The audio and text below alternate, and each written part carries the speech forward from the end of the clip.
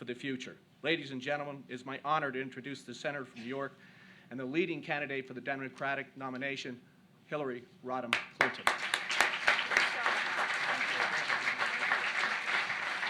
Thank you all very much. Thank you. Thank you all. It is a real pleasure to be here, and I appreciate those kind words. It's wonderful being back in the city and to have a chance to come here again, I believe for the fourth time, and to have a chance to speak with you about an issue that is on the minds of everyone, whether I'm here in New York or in New Hampshire or in Iowa or any of the other places that I've been traveling to lately. It's a topic of conversation that has to be put at the top of our nation's agenda. Now, we know that not far from here, Wall Street is humming. The phones are ringing, the BlackBerries are buzzing, and people are making billions of transactions that raise capital for corporations and deliver value to shareholders every day. And what happens on Wall Street today, like every day, will ripple across the country and the world. I'm proud to represent New York, to represent the financial capital of the world. I see a lot of people who I recognize in this audience that are integral to what happens in our markets, how we create wealth, how we provide a dynamic economy that will hold out the promise of a better life for so many of our fellow citizens, but indeed for people far-flung from here. I do want to recognize Speaker Silver, Shelley Silver. Thank you very much for being here with me. And we in New York, probably more than anyone anywhere, knows how critically important it is for our economy and for the global economy that Wall Street stay on the cutting edge of finance and remain what it always has been, the global finance capital of the world. But we know that the standard for any economic system is not just that it creates growth, but that it lifts up families across America who work hard and dream big every day. As we've seen the home foreclosure crisis these past few years build, the ripples from Wall Street, we know, can have a significant impact on families far away in Pahrump, Nevada, where I recently was, and other places that might never give much of a thought to what goes on here, but whose daily lives will be impacted. As we've seen with the home foreclosure crisis, too many American families are not sharing in the growth that is created and driven from this city. Now, productivity has risen 18% among American workers over the past 6 years, yet wages have stayed flat, and family incomes have fallen by nearly $1,000. There are 5 million more people in poverty here in our country than there were in 2000. On top of stagnant wages, we've seen a rise in economic anxiety. Students struggling with the skyrocketing costs of college, families burdened by healthcare costs, premiums have doubled in the last 6 years, and we see the increasing role that energy prices plays in people's lives. Gas prices have doubled in the past 7 years. Home heating costs continue to rise. In fact, the typical family is paying $2,000 more for energy this year than in 2000. That's like a $2,000 energy tax, more than 3 times what the typical family got under the Bush tax cuts. We've seen people hit hard by a deepening housing crisis. Families who've worked hard, thought they were doing the right thing, who've spent years scrimping and saving to buy a house, but their dream of home ownership has turned into a nightmare of escalating payments and threatening letters. In short, we've seen too many middle-class families struggling in an economy that is simply not working for them right now. An economy that in recent months has been the subject of increasingly worrisome headlines about weakening consumer confidence, about a declining dollar, and ballooning national debt. Now, these economic problems are certainly not all Wall Street's fault, not by a long shot. But the reality of our interconnected economy is that what happens on Wall Street impacts main streets across America. It happens sometimes within minutes, sometimes over the course of months or even years. If we're honest, we need to acknowledge that Wall Street has played a significant role in the current problems, and in particular in the housing crisis. A see no evil policy that financed irresponsible mortgage lending, a bond rating system riddled with conflicts of interest, a habit of issuing complex and opaque securities that even Wall Street itself doesn't seem to understand. I believe we need a new beginning in our economic policy, one that strengthens our middle class and ensures that prosperity is widely shared and is based on an ethic of shared responsibility. A new beginning that makes Wall Street shoulder its responsibility for this crisis and that gives homeowners the breathing room they need. One that makes the most well-off among us pay our fair share and gives the middle class the help it needs for education, health care, and retirement security. Our economy has been at risk by investment schemes aimed at making not just a few, but many extra dollars, and we need to start insisting on the right rules and transparency so this doesn't happen again. So I'm here today to call on Wall Street to do its part to help end the foreclosure crisis that is devastating middle-class families and threatening the health of our economy.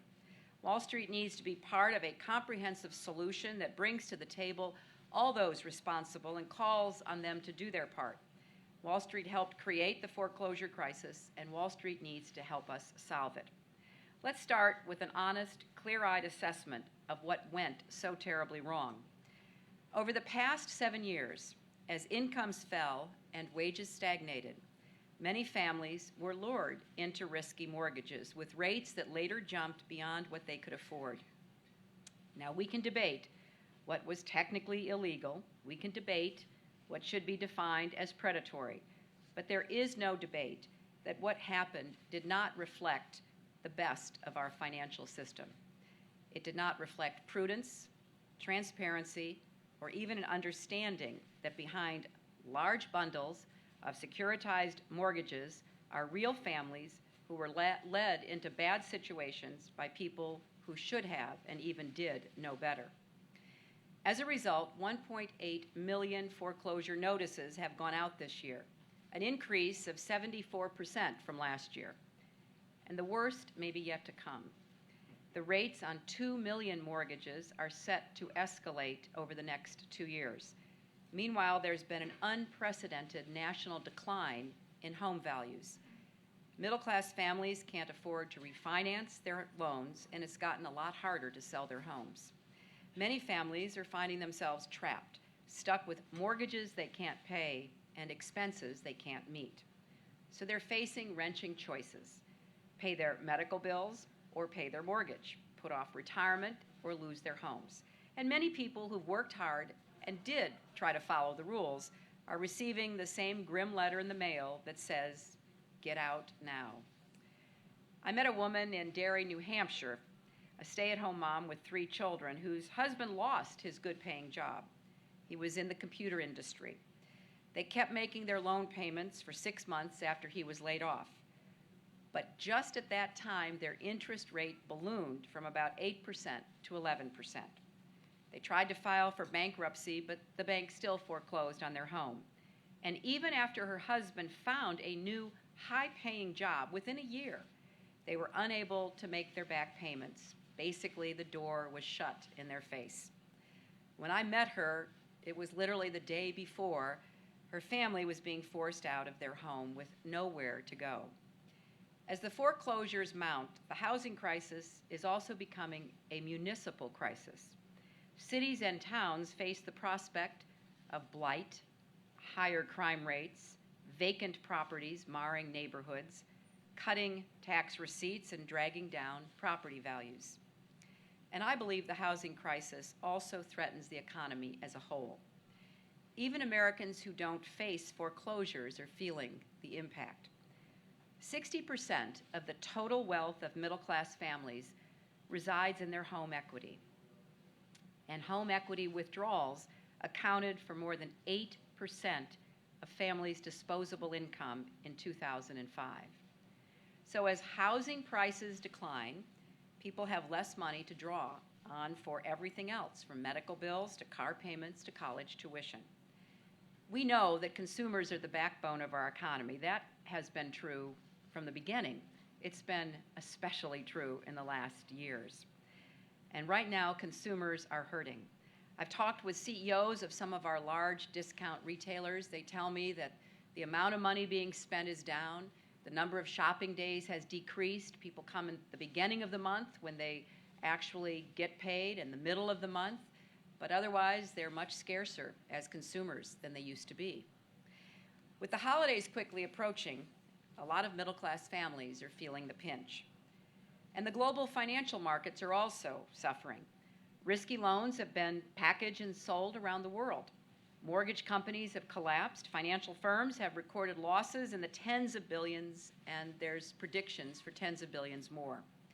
Central banks have had to step in to keep the system running, and banks are reluctant to give out loans. So companies are finding it harder and harder to get the capital they need to grow and create new jobs, even if they're not in the home industry. Now, who's exactly to blame for the housing crisis? Well, that's always a question that the press and people ask, and I think there's plenty of blame to go around. Responsibility belongs to mortgage lenders and brokers who irresponsibly lowered underwriting standards, pushed risky mortgages, and hid the details in the fine print. Responsibility belongs to the administration and to regulators who failed to provide adequate oversight and who failed to respond to the chorus of reports that millions of families were being taken advantage of. Responsibility belongs to the rating agencies who woefully underestimated the risks involved in mortgage securities. And certainly borrowers share responsibility as well. Home buyers who paid extra fees to avoid documenting their income should have known they were getting in over their heads. Speculators who were busy buying 2, 3, 4 houses to sell for a quick buck don't deserve our sympathy. But finally, responsibility also belongs to Wall Street, which not only enabled but often encouraged reckless mortgage lending. Mortgage lenders didn't have balance sheets big enough to write millions of loans on their own. So Wall Street originated and packaged the loans that common sense warned might very well have ended in collapse and foreclosure. Some people might say Wall Street only helped to distribute risk. Well, I believe Wall Street shifted risk away from people who knew what was going on onto people who did not. Wall Street may not have created the foreclosure crisis, but Wall Street certainly had a hand in making it worse. We also must recognize, though, that good things have happened in the housing market. Home ownership is at the heart of the American dream, and ownership rates rose to a record 69% in 2006. That means millions of new stakeholders in their communities. The largest gains were among low-income and minority families. The challenge for us is to preserve the best of this system, which has allowed people to own their own homes while getting rid of the abuses. And to do that, we need to look at this problem, as complex as it is, honestly. We also need a president who understands the complexity and magnitude of the challenges we face, because obviously it's not only about the mortgage industry and the credit crunch. It's about our debt, about the declining dollar, about all the challenges we face in the global economy. I'm confident we can navigate through this, but we can't do so acting like ostriches or in a fit of denial. We have to be willing to roll up our sleeves and start doing what we do better than anybody in the world, and that is solving problems. Earlier this week, I wrote to Treasury Secretary Paulson, urging him to fashion an agreement with the mortgage industry and Wall Street that matches the scale of the problem. I'm heartened that the administration has heeded an earlier call of mine to convene a crisis conference of housing stakeholders, lenders, investors, mortgage servicers, regulators, representatives of homeowners, and others, to convert unworkable mortgages into stable loans that families can afford. This is a moment for shared responsibility in America. Investors, lenders, and homeowners all have a part to play and sacrifices to make. If the agreement is inadequate or the talks fail outright, the cost to our economy will only increase. For this crisis conference to succeed, Wall Street must be on board. Now, Wall Street has a responsibility for the past as well as an enormous stake in the future. So today I'm calling on investors who control the mortgages that need modifying to be part of the solution. You're at the end of a long chain of decision-making and responsibility. But without your cooperation, a voluntary solution can be of limited effectiveness. I urge Wall Street and the mortgage industry to voluntarily agree to the following 3 steps. First, we need a moratorium of at least 90 days on foreclosures of subprime owner-occupied homes. The moratorium will stop foreclosures until lenders and servicers have contacted borrowers and frozen mortgage rates. It will also give financial counselors time to work with families. Second, we need to freeze the monthly rate on subprime adjustable rate mortgages, with the freeze lasting at least 5 years until the mortgages have been converted into affordable fixed-rate loans. A rate freeze is critical. An average of $30 billion in loans will reset each month next year, and the average reset will increase monthly payments by 30 to 40%. These rate resets are the major driver of the foreclosure costs. The long rate freeze will give the housing market time to stabilize. It'll give families an opportunity to rebuild equity in their homes. It'll also give the mortgage industry the time and incentive to convert mortgages that were designed to fail into loans that actually can be repaid.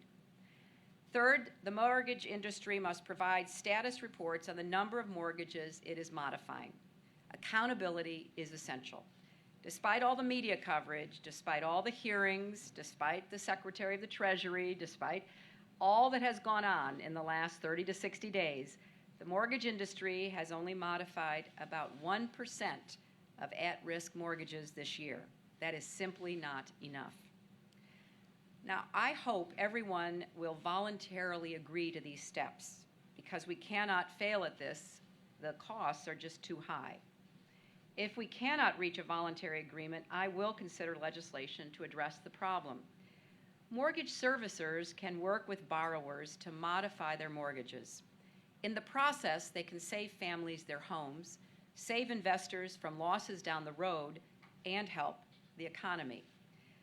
But this is uncharted territory for them, and many are worried about opening themselves up to lawsuits from the investors who actually own the loans. I'm prepared to consider giving legal protection to servicers and others who administer these loans and who do the right thing by balancing the interests of homeowners, the investors, and our economy. All of these proposals build on the work I've done throughout this year to urge immediate action on problems regarding housing. I've called on the mortgage industry to observe a foreclosure timeout.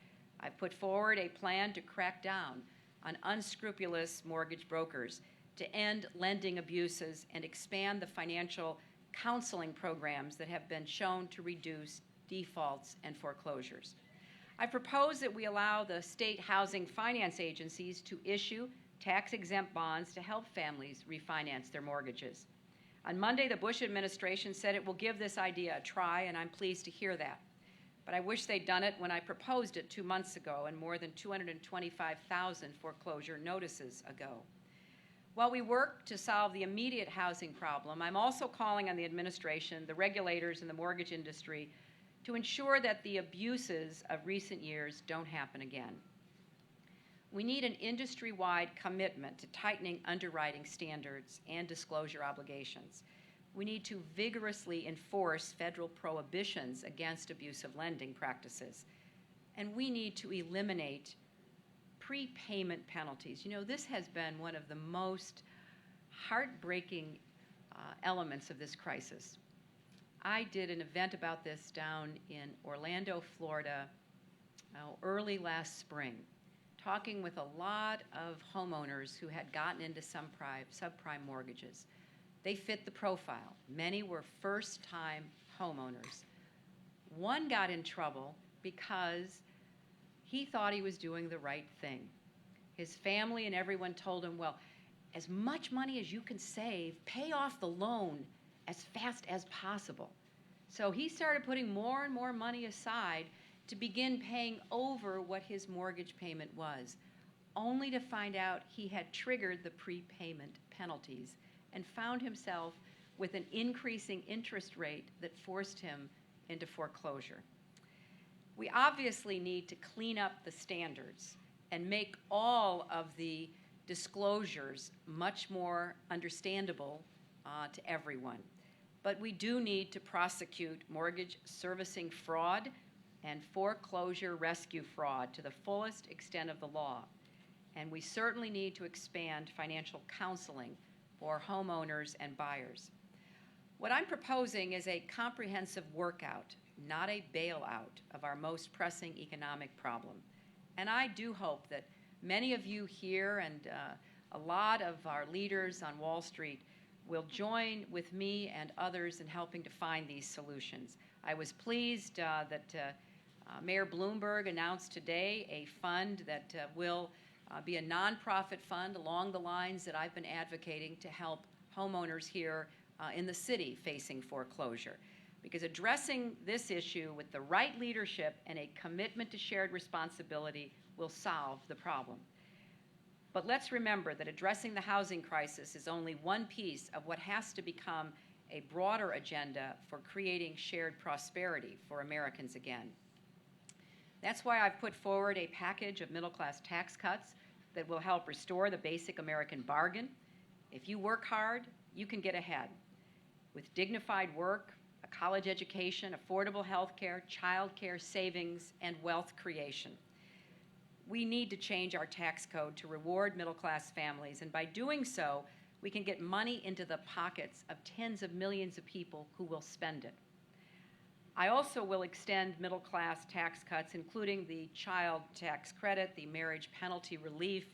I want to give generous tax credits to help families afford health care. My plan, called the American Health Choices Plan, includes health care tax credits so that individuals and small businesses will be able to afford health care through the congressional plan that I will open up to everyone. It's a really good plan.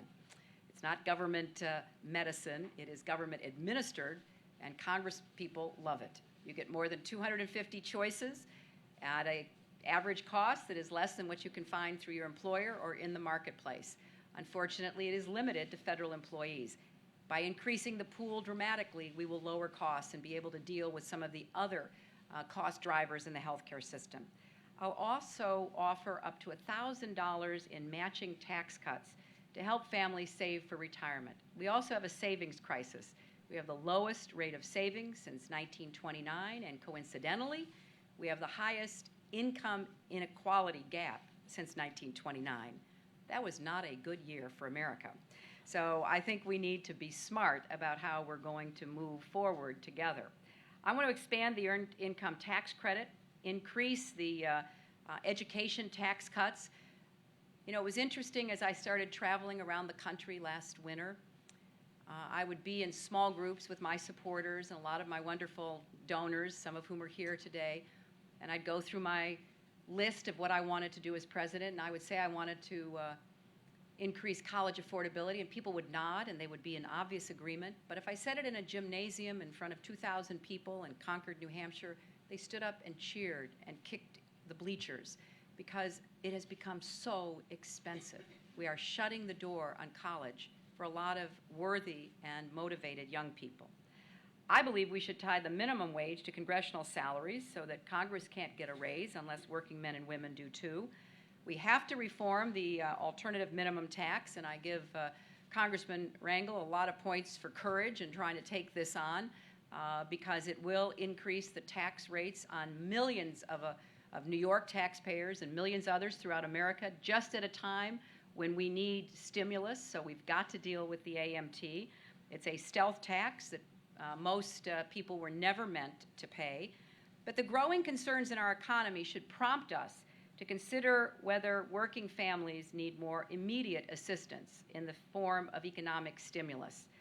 Just like the housing crisis, the administration has been asleep at the switch as overall economic conditions have worsened.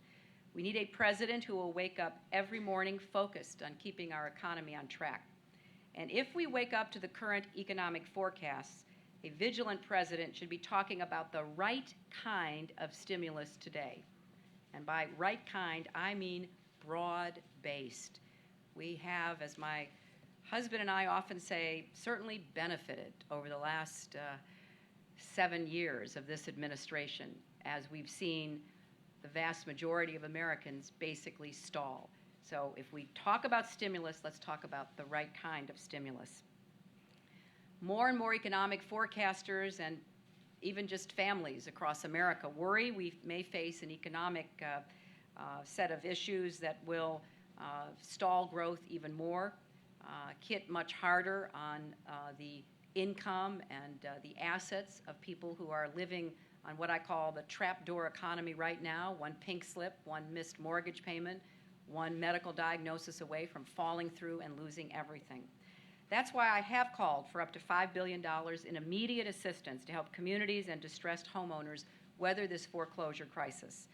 If we can help stabilize the patient, we'll have a lot better chance of getting all of us healthy again. I've also called for $2 billion in emergency energy assistance for families facing skyrocketing heating bills this winter. We need to be aggressive in getting this assistance out fast to working families and seniors so that they can spend it and protect themselves. These are initial steps, and I believe we should be ready to take further steps if the situation deteriorates. We should do this in a way that makes economic common sense. In 2001, President Bush used stimulus as an excuse to force through long-term tax cuts for the most fortunate among us. The result was a weak stimulus that continued us on a path to higher deficits, ballooning debt, and increased borrowing from foreign governments. This time around, let's make sure we get it right. Let's make the stimulus temporary and not an excuse for long-term fiscal recklessness. Let's focus on hardworking families. Let's support them because they're the most likely to really provide what the economy desperately needs, a jump start. The administration was asleep at the switch, but we can't wait until we have a new president. We need to make sure we do everything we can to get this president and this administration to take action. And we need then to have a president starting in January 2009 who is ready to change our policies and lead our country. That means anticipating economic problems that may arise in the future and taking action to ameliorate or eliminate them. It means calling together immediately those who are stakeholders and decision makers. You know, America is at its best when we work together. We haven't really been called to do that in the last 7 years. You know, many of us in New York waited to be called for some kind of commitment, sacrifice, responsibility after we were so horrifically attacked on 9/11. The call never came. I think it was a missed opportunity of historic proportions. What we need always to be ready to do is to respond as Americans. We need to start acting as our best selves again. We need leadership who will summon us to do that. And I'm calling particularly on those who are so able and so smart and so resourceful to help us find our way forward here. Don't wait for the administration or Secretary Paulson to call. Call yourself. Make sure that you're part of this ongoing workout. It's the right thing to do for the economy, but even more importantly, it's the right thing to do for America. Thank you all very much.